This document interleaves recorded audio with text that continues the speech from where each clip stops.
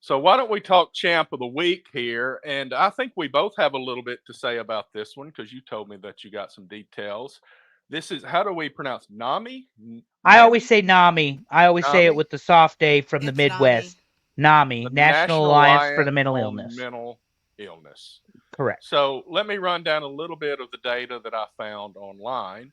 NAMI is a nonprofit founded in 1979. Great year, great year. In Madison, Wisconsin, by Harriet Shetler and Beverly Young. They identify their mission as providing advocacy, education, support, and public awareness so that all individuals and families affected by mental illness can build better lives. They identify their vision as a world where all people affected by mental illness live healthy, fulfilling lives supported by a community that cares. And NAMI programs are generally in the area of support and education for individuals and families, often for no cost.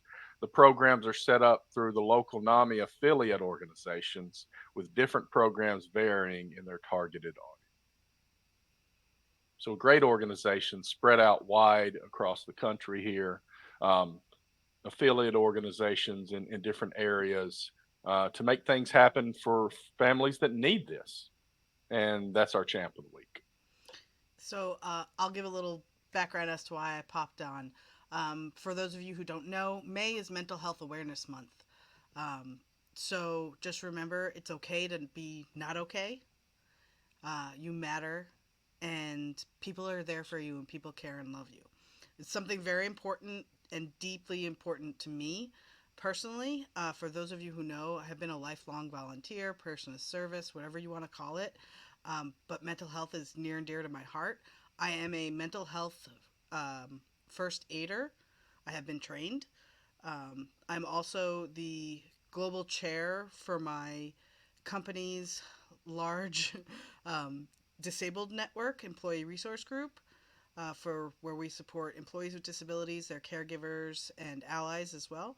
And we have partnered ourselves with NAMI to do educational and awareness sessions. And one thing that always happens at the end of one of these sessions is somebody will contact me and say, "Thank you." Um, that made me realize that it's okay that I'm not okay. And just making, just having that knowledge that you helped one person, it means everything. But this company, this organization does so much. And like you said, the majority of it is nonprofit. You know, it's health. If your mental health is not okay, you are not okay. So taking care of it is so important. And these guys do it the right way.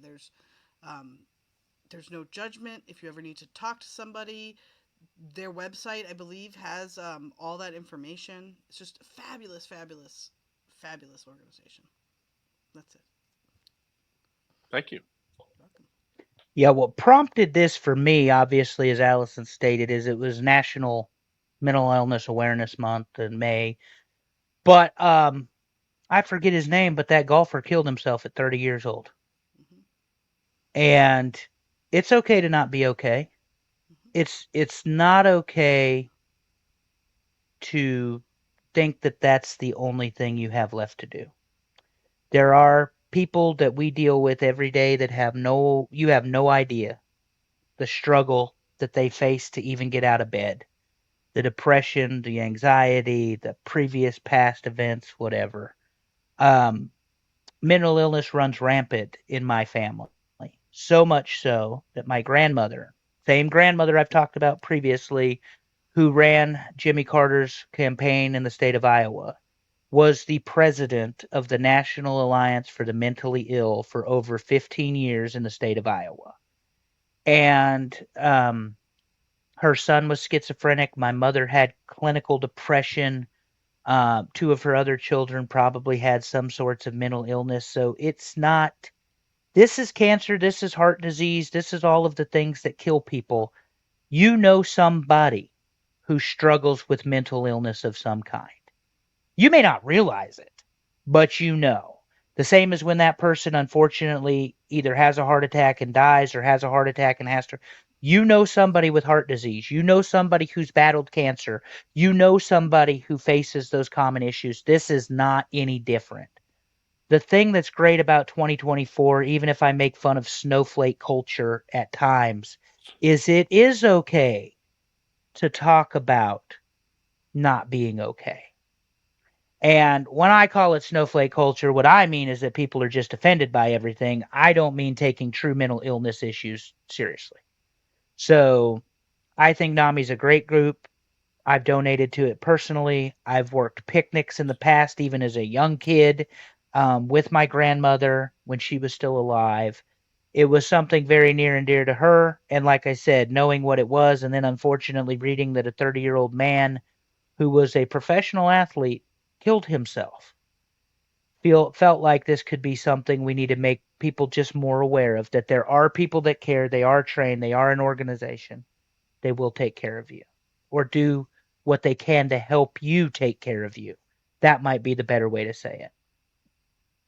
And I guess my thoughts on this to kind of wrap it up, you may feel like nobody loves you, but that is not true because there are people out there that love you and you need to give them opportunity to show you that love before you make a decision that's going to affect multiple people. Yeah. The butterfly effect. So thank you guys. That was really special that we all got to share a little bit there.